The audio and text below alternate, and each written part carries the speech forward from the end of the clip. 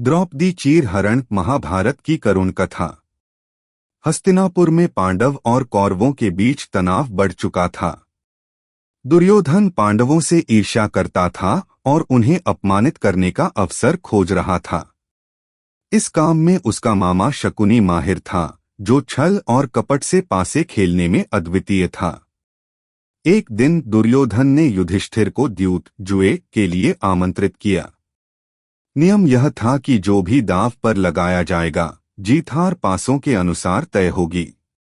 युधिष्ठिर जानते थे कि शकुनी कपट करता है, लेकिन वे धर्म के बंधन में बंधे हुए आमंत्रण ठुकरा नहीं सके। द्यूत की शुरुआत। खेल शुरू हुआ और शकुनी ने छल से पासे फेंकने शुरू किए।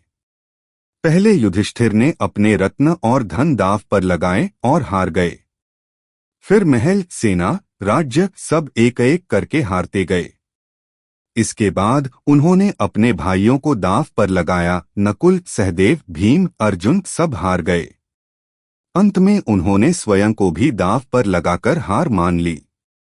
शकुनी ने दुर्योधन को भड़काया, अब देखो, पांडवों के पास बस उनकी रानी द्रौपदी बची है।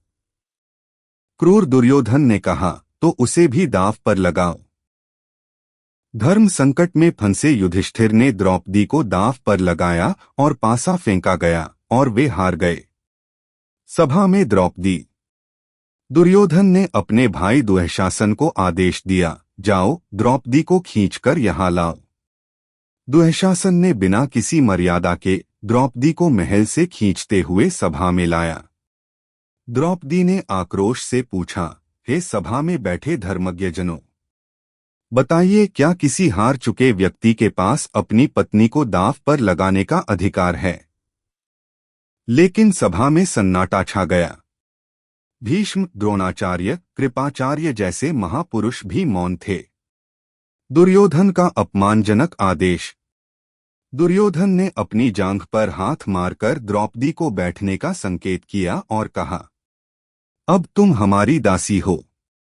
वह अपमान द्रौपदी के हृदय को चीर गया। दुर्योधन ने दुःशासन को आदेश दिया, इनका वस्त्र उतारो।